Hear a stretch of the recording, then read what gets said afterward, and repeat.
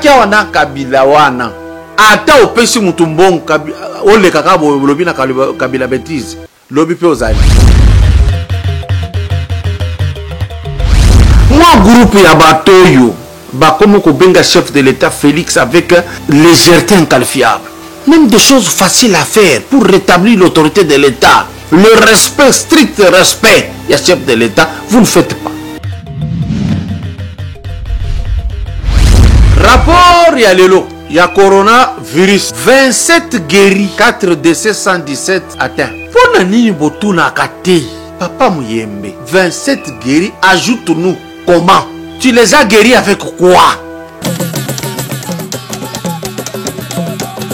Yoki batu bakoma uganga avec facilité, hein? Oh président alobaki akoya na S alendosani. Le chef de l'état n'est pas un militaire. Akogende na S osani. Tactique de guerre. État zomona ke terrain oyo eza ya RVA, oyo eza ya Agetraf, oyo eza ya Onatra, oyo eza nini? Mais batu boko akadastre baye baza kwata bazoko tekela batu. L'état zotala. Babandi fondation, l'état zotala. Basali bandok, l'état zotala. Et puis ayeko bimana suka, oh je vais casser ça. J'avais demandé qu'on soit régularisé dans cette situation ici. Soki bozomo nango eza eloko ya muke na lobaka. Okomona ngo ya muke mezo kende na kovimba na kovimba na kovimba omoni désobéissance c'est comme munene na pays. Vaccin AstraZeneca, ba chinois ba comme douter yango, ba sali yango ba douter efficacité, c'est quand nous nous prenons, c'est quand le Cameroun nous prend.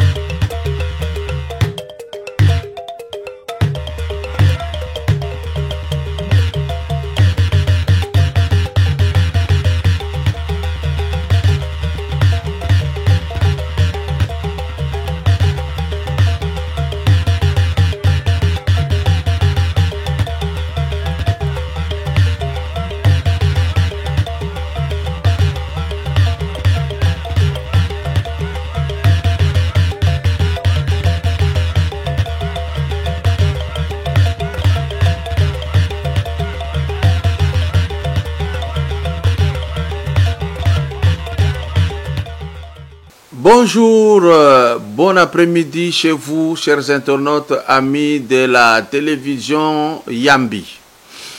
Écoutez, je suis très ravi de vous savoir nombreux devant vos petits écrans, devant vos smartphones, devant vos plasmas, pour suivre ce que j'ai amené aujourd'hui. Je préfère y aller na mwa lingala kaka ataka mwa lopoto koti ya ndambu me insistance nanga eza wana na koti mwa lingala na yebi ke ba mindele bakomo kolanda biso makasi bazana ba interprète na pembeni parce que bazalaki bazana ba ami na bango ebele ba congolais tango bakutaka bango liboso ba écran bazolanda ba yebisi baninga na bango mindele ke botika nanu ko solola to silisa émission bongo to solola na bino. Ces gens ont commencé à s'intéresser na biloko tolobaka. Na biloko tout ba comme Hollanda. Différence ya africaine occidentale yango wana. Africain comme onango aboyi à réfléchir rebelle et ennuyer à l'oki musique ya yoki. To atala ba théâtre po aseka et puis à télémisi le solo place wana. Alors, comme il ba interprète, ba ebisaka bango, nini ba congolais ba oloba. Et loko ekamusi bango, eza ya que, mindele comme kolanda, tout ce que nous faisons à Lingala, ya ba info, ba musique na théâtre ba Hollanda te kaka ba info surtout sur la politique, la religion, la spiritualité ba comme Hollanda et noir azo interprété totalement. Et loko bango siko ba okamwa ya koyoka ba journaliste songolo yo ba benga chef de l'État. Bon, moi je m'adresse à Félix. Balingi bazwa système pour ba benga ka monsieur Macron. Bakani ses éducations bien pour l'Afrique. On imite très mal. L'autorité chez nous ce n'est pas ça. Et encore que ba interview tout la landa il y a président Emmanuel Macron, bah benga que monsieur le président, bah soranai. Alors tu peux comprendre que bah si bah yokani na batu ebele surtout bazala qui na plateforme ensemble et la muka na ba bazala qui na FCC bah yokanaka bah boya ko benga le président de la République Tshisekedi. Okoyoka batu tout wana bazo benga Chilombo. Ça c'est un. Deux. Vague moussousou eza bazo benga facilement Félix et Makambao Sara comme un ami là. On dirait baza na couloir Madiakoko. Aucun respect. Mais ngana ganga makamboyo mukonzi mboka. Vous ne savez pas quand vous ne punissez pas ces gens-là. Makambo biso to satoyebi éducation à bientôt ou ta bango pa ba boti na biso. Toyebi qui est l'autorité. Nga ezana ba député musu ba bana na benga ka honorable. Ba ministre musu ba bana na benga ka excellence. Ça ne me coûte rien. Moi groupe ya batoyo ba comme ko benga chef de l'État Félix avec légèreté inqualifiable. Bakomo kobenga facilement Chilombo. Ezo sala sonné. Mais moi j'ai toujours dit, le problème maintenant c'est le pouvoir lui-même. C'est quelle démocratie?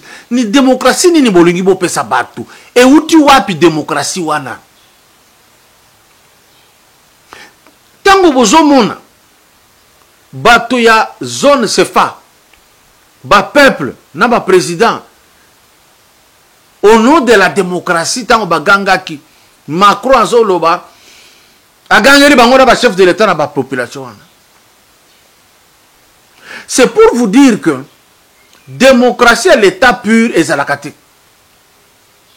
Autorité, autorité parce qu'on dit c'est un pouvoir public qui a le moyen de coercition, c'est-à-dire de contraindre. Mais sur vos longueurs caractéristiques, wana etikali épave. Il y a un courage. Na koki ko comprendre muntozo finga chef de l'État, ça la musika na Australie, alabina musika ba komona ngaite. Encore que Moutouneti Yombi à Zoloba, il faut pas assassiner le chef de l'État. Mais nous sommes calme, on ne fait rien. Or, il y a moyen, avec la Corée du Sud, Bosololi, Bakokangaï. Vous, la ceinture du chef de l'État, l'approche ceinture, nous, on est à la périphérie. Vous, les gens de la sécurité, là, quelle est votre pensée? C'est quel chef de l'État que vous trouvez qu'on se moque Neto Yabiso? Vous vous sentez comment? Vous êtes à l'aise? Même des choses faciles à faire pour rétablir l'autorité de l'État, le respect, strict respect, il y a chef de l'État, vous ne faites pas. Yango moni bateau yo soyo ba bimi bimi. Yango zo mona mbongo za ko circuler. Mais ce qui na tozalaki wana kabila wana ata opesi mutu mbongo oleka ka lobi na kabila bêtise lobi pe ozali. Non, on ne peut pas tout effacer. Il faut biloko mususu bo maintenir yango. C'est ça le pouvoir. le pouvoir est caractérisé par l'autorité, par la contrainte, par la punition, par la sanction. Réfléchissez 2 fois. Naganga eloko depuis 2 ans. Ah, vous avez sa main, bakozwa le beaucoup. Évitons ça, évitons ça, évitons gangi, to gangi, to gangi. Maintenant, aujourd'hui, oh, il s'est mis on va convoquer un parquet. Mais quand il avait posé le premier pas, où était le parquet? Où était le parquet?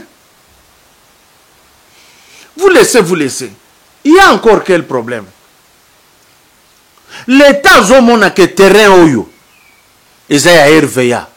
O ezaya Agetraf. Oyo ezaya Onatra. O ezanini. Mais batu boko cadastre baye baza kwa trazo koteke la batu. L'État zotala. Babandi fondation, l'État zotala. Basali bandok, l'État zotala. Et puis, il y a comme suka, oh, je vais casser ça, lotissement ya batu bonaboye. C'est pas ça. Franchement, ce n'est pas ça.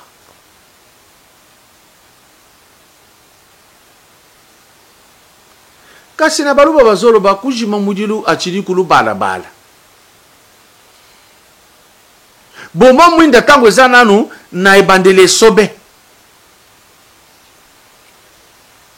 Quand ça va prendre toute la case, ça sera impossible même si vous amenez l'eau. Ça c'est 1.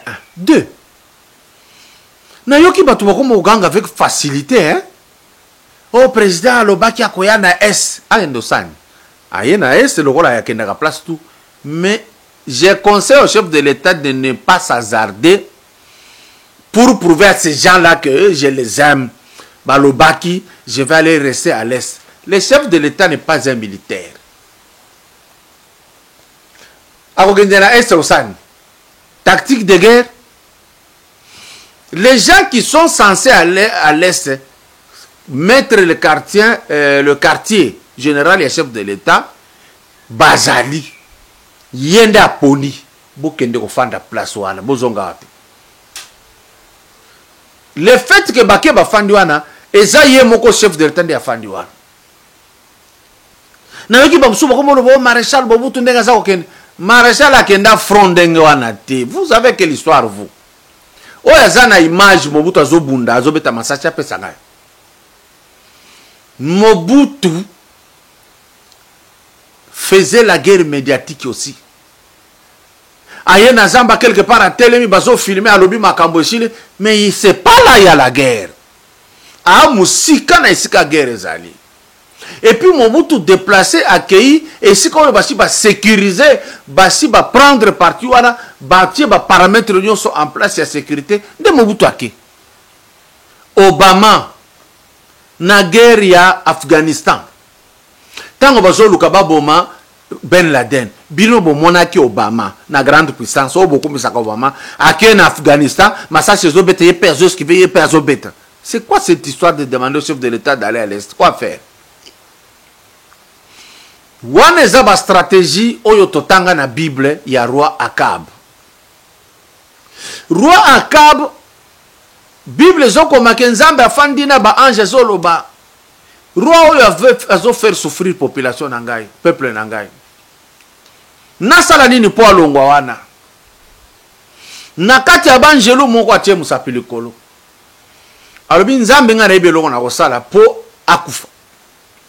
Nzamba tuni yoko sani na lobi na kokende na kati na ba conseiller na ye na kozala pe conseiller na ye pona tinda ye akende guerre kuna tokosilisa ye. L'ange c'est un esprit. Ayeti akoti parmi les conseillers ba yebisi Akab oza il faut pas sentir que yo lingi peuple oza makasi kende guerre. Akab tango komaki na guerre. Nde isika kaka ceinture na ye oyo ebetaki flèche ya kufi. Ce cas-là peut être le cas où tu connaître aujourd'hui na Idriss Déby. Et donc bato yo baraté chef na Genève ba raté na ba mouvement so ba sali awa ba prophétiser ki 3 mois za belé bona bon ba omona zakaka et puis abandi ko sala ba œuvre ba koki kokota kaka la batu, surtout même utiliser les femmes pour que les femmes viennent dire qu'on sente que bazana douleur pour na bango ba femme wana président kende na S akena S a simbi revolver ou bien mitraillette. Et que il peut arriver là-bas, va créer l'eau. Rappelez-vous, avion à chef de l'État, il est l'autre mon angoté. Est wana. Non. Mokonzi mboka tikala côté ozali. Ba oyo bafuta makapo na guerre, ba kende guerre. Troisième élément. Na bato yo nyonso yo basali munoko awa oh bazobomba bato na Ituri bazobomba bato ceci na lingi na tuna bango na Ituri église ekotaka te na Ituri bato bamelaka te baliaka te na Beni baregistre examen d'état ebima te bato bana bafete. Vous voulez dire quoi aux gens? Guerre kotaka na Kinshasa en 1998 le 2 août. Barubero abakota wana baruande na bango. Tokangaka batu wana na banzela kasangulu. Bakimi vers njili brasserie, bakangami, ba mususu babwa kama na mai ya njili. Mais dans l'entretemps, Zando ekotaki, Gambela ekotaki, Kitambo ekotaki. Atako bayake okokata bakura na mai. La vie était là. Bato ya baboite bakota babina. Partout il y a la guerre. Et ça kaka na coin kaka na guerre wana. Akolamuka ale fufu. Ne dramatisons pas les choses. Nous savons que c'est une guerre asymétrique. N'exagérons pas. Et comme ils font des commerces. Il faut pas comme à un niveau ya mutuake na buzoba wana bokangie kaka bo betie fimbu, ça va régulariser la situation. J'avais demandé qu'on soit régularisé dans cette situation ici. Soki bozomona ngo eza eloko ya muke na lobaka okomona ngo ya muke mezo kende na kovimba omoni désobéissance c'est comme munene na pays.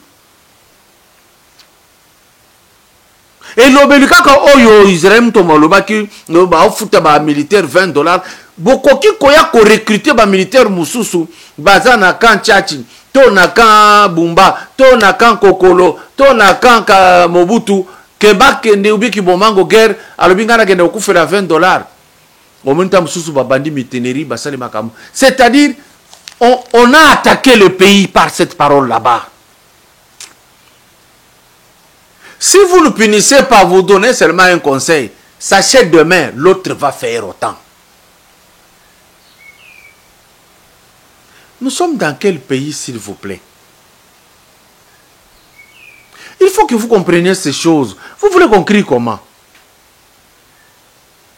Vous ne voyez pas que on veut créer maintenant une situation où il sera difficile qu'on arrête. Pourquoi? Parce que militaire mususoyo ayebi vérité te, ayebi te ke zanini, ayebi te ke kamo eza kabal bazo sala, atelemi azu munduki mususu pe azu munduki babandi ko beta toko ale bakoteli bato na bandako comme na période de Mobutu na pillage. Pourquoi on arrive à ça? La tolérance elle est trop grande.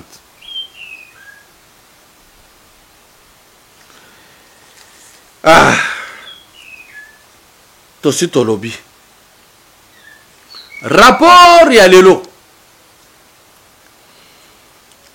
Il y a coronavirus. Vous m'excusez. 27 guéris. 4 décès, 117 atteints. Pour nini botuna kate. Papa Mouyembe, 27 guéris, ajoute-nous comment? Tu les as guéris avec quoi? Donc, ceux qui les guérit, utilisent-le. Évitez de nous faire des cobayes.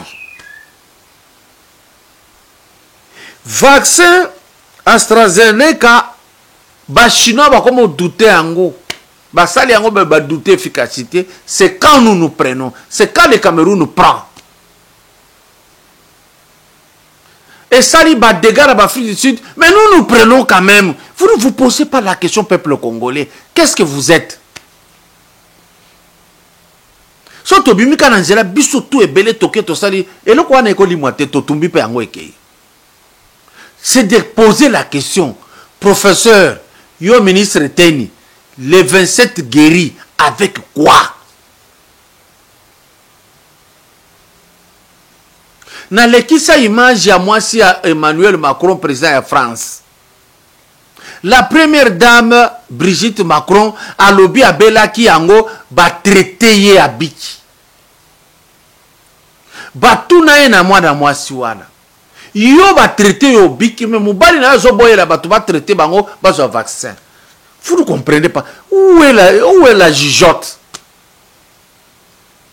Et directement, j'avais insisté. C'est que Mouyembe, professeur Nabiso et Kouloutou Alobaki Aliboso, que nous sommes candidats au test. C'était ça la vérité. Tant que Totombo qui a changé de discours, je vous avais dit qu'il ment. La première impression reste guide de toutes les autres. Et donc, le mec, il sont des vrais. Il a mis balai, il ment pour calmer. Lelo, il y a un fungoli vaccin. AstraZeneca, vaccin au bazo boya. Oyebomi batu. Lui, quand même, accepte. Il y a coupé sa bisoba congolais. Pourtant, à Salaka vidéo lobby, je suis aussi congolais, je ne peux pas prendre quelque chose de mal. Le professeur Mouyembe n'a pas étudié ce vaccin. Il n'a pas été parmi les inventeurs. Il n'a rien. Ce qu'il dit, c'est ce qu'on lui a dit. Par les concepteurs. Ça ne vient pas de lui. Mais quand même, il accepte. Tout ça nous fait taire moko tolanda. Émission moko na Jacques Ngona hold up. Mundelo azolo banini. Bande ko bolanda ba obe ba ibi français pour expliquer ba congolais mususu. Et lo kwa na ezwa matei. Image. Confirmer cette information, j'ai lu qu'il y aurait aujourd'hui en Europe, d'après les chiffres officiels, près de 6000 absolument, je confirme. Morts. Au 2 avril, je crois que c'était le 2 ou le 3 avril, c'était 5992 exactement, décès suite au vaccin Pfizer. Mais c'est colossal. Mais bien sûr, c'est colossal. Pour un virus qui est pas mortel lorsqu'on prend la peine de le soigner. Mais vous voyez bien, c'est que du matraquage pour vacciner, alors qu'on a des traitements qui marchent très bien à disposition, s'ils sont appliqués précocement. Mais ces chiffres-là de mortalité officielle causée par le vaccin, ouais, c'est des chiffres qui sont forts, et en plus ce sont des jeunes qui sont souvent concernés par ces chiffres. On est en pleine expérimentation, parce que il n'y a pas d'AMM, au sens strict du terme. Ouais, c'est des AMM conditionnelles. Ouais, elles sont conditionnelles. Donc pour le Moderna, l'AMM arrivera, la fin des essais, ça sera octobre 2023. 2022, pardon. Et puis pour les deux autres, ça sera janvier et février 2023. Hein. Et pour le Johnson & Johnson qui arrive, ça sera 2024. Donc j'ai jamais vu ça de ma vie. J'ai 69 ans, je n'ai jamais vu ça de ma vie, de piquer avec des produits expérimentaux. C'est affolant. Serge Rader, on vous sent très en colère. Qu'est-ce qui vous énerve le plus? Qu'est-ce qui vous agace le plus? Qu'est-ce qui vous terrifie le plus? Les gens, ils sont bâillonnés dans la rue. Moi, je circule sans masque, mais je vois bien les gens. Bon, je suis assez corpulent, donc ils osent rien me dire. Mais au moindre accroc, c'est la parole, c'est l'insulte, etc.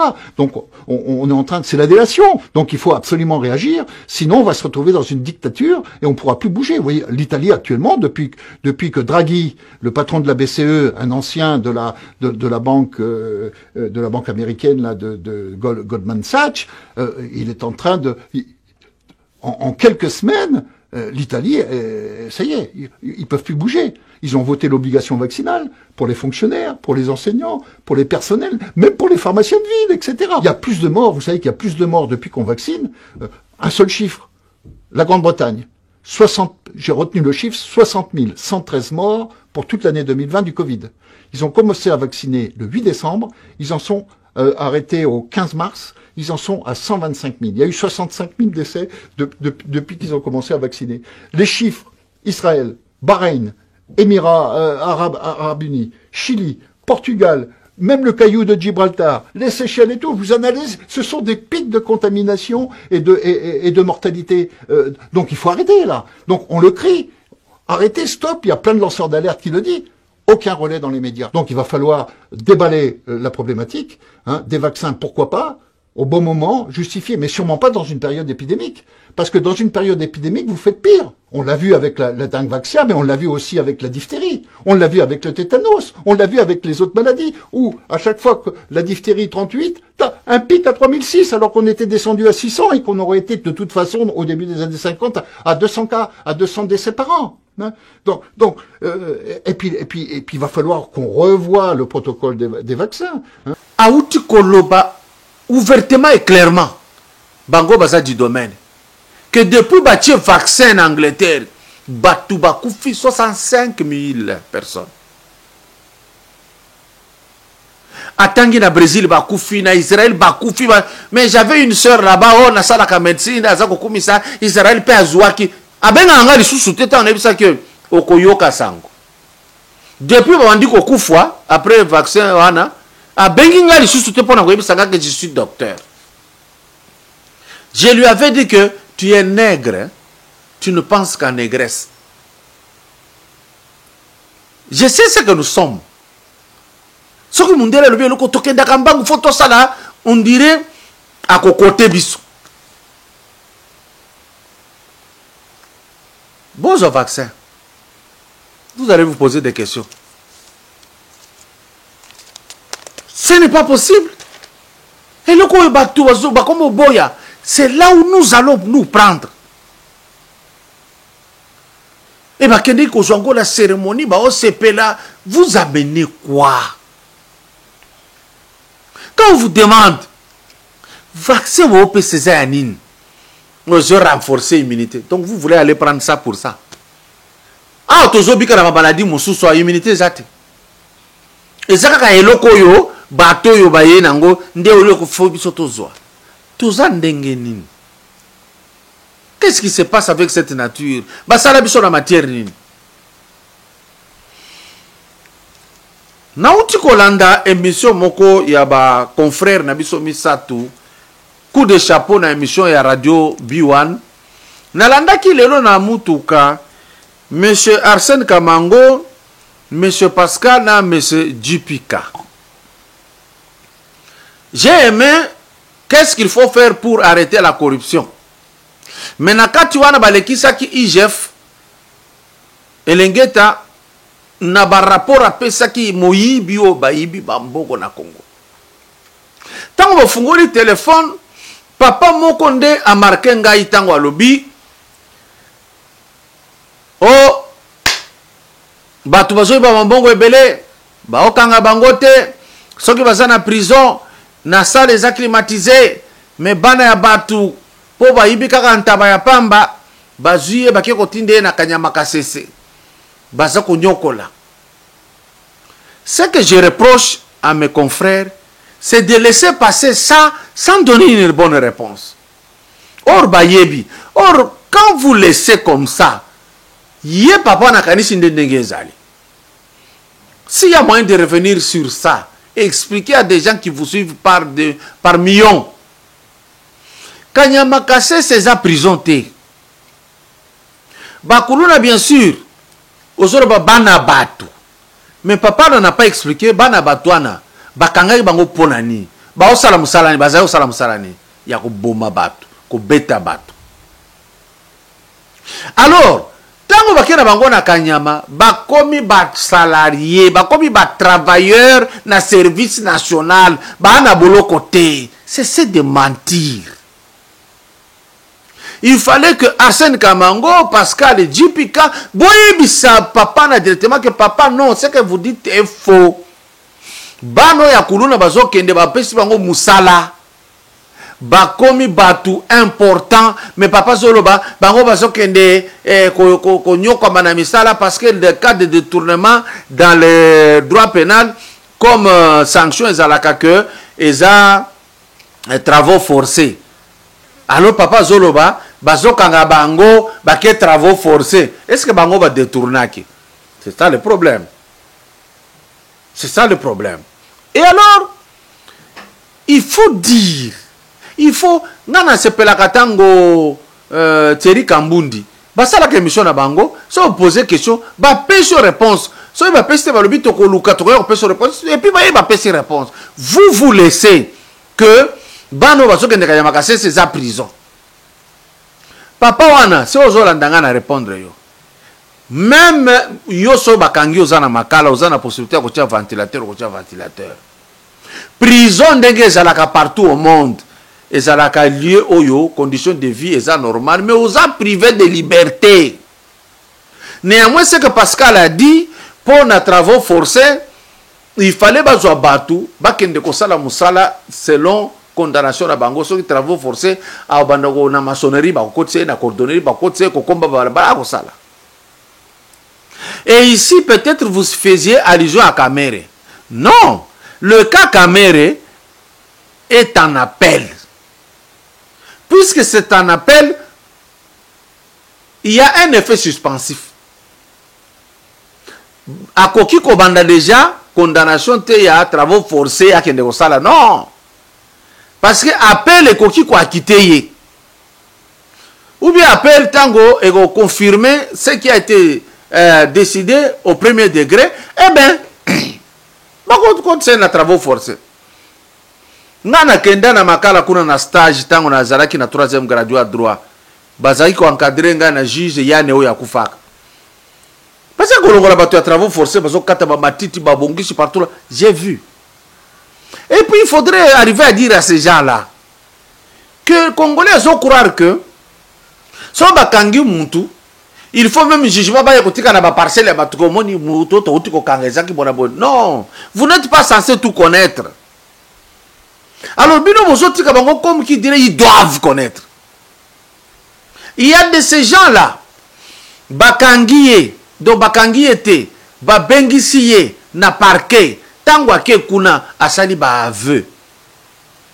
Échange capé muntu balongoliye na détention azongi na ndako. Bakota l'importance est aveu naï. Et c'est le magistrat qui apprécie. Ce qui est commis un juge pour la condamner, c'est lui encore qui apprécie la condamnation. C'est lui qui prononce. Moussou Sezali que Aïbaki a solo, tango a commis kuna na boloko, a zongi simbongo nyonso. On peut réduire la peine. Ou bien peine avec sursis. C'est comme ça que ça se passe. Non, les journalistes, les chroniqueurs, les animateurs, les speakerines, tous ces gens-là, ayez la possibilité quand vous faites une émission magazine, une émission d'information, d'instruction, apprenez à ces gens en des termes beaucoup plus simples. Niveau à Congolais, pays n'abisso bazong, ça biso na se makasi. Yeso amoni babengi mutu peut-être comme renseignant pour na ye bakangiye, amoni elobi o batikiye, omoni kaka, oyo, pour na ki papa na zolo ba, état de droit il ne connaît rien du tout. Au lieu bo etia ye bo pesa ye ba notion, bo tikiye. Ça na landaka émission na bino na lingango makasi. Mais évitez de commettre ces erreurs, sinon vous allez travailler contre la République. Ne laissez pas passer ça. J'ai vu un reporter à Kena caméra, a filmé moi si moko bakanga qui parmi les kuluna, moi ça na zolo ba o ba iba ka bambongo batiki kanga ba yeko kanganga ba toke boloko na bi ake boloko te dit à la femme. Yo lobi ozako sala kindumba ozako ko sala bakamuto ozako sala po ozaki na pasi. Mena musala yangoyo. Kanyama kase ces abolo côté s'il vous plaît. Nous avons des problèmes au pays. Problèmes de communication. Écoutez, merci beaucoup. J'ai aimé votre émission. c'est bien animé par Arsène Kamango. Vraiment, je connais. Dès que vous avez combiné naba éléments sonores, super coup de chapeau pour Radio B1. Mais je voulais seulement attirer attention sur ce point-là. Mutusoka yana lukuta bo corriger mbalamoko. Na yoka kango pe attirer kambundi atika kate akuzongi sayo. Akoyebi sayo que ce n'est pas ça, c'est comme ça. Mais vous recevez les gens, vous les avez sur le fil. Ils disent des bêtises et vous laissez. Donc des mensonges, vous laissez. Atikali na yango, ako communiquer na bana eko tikala ndenge wana libela. À bon entendeur, salut et bonne journée chez vous.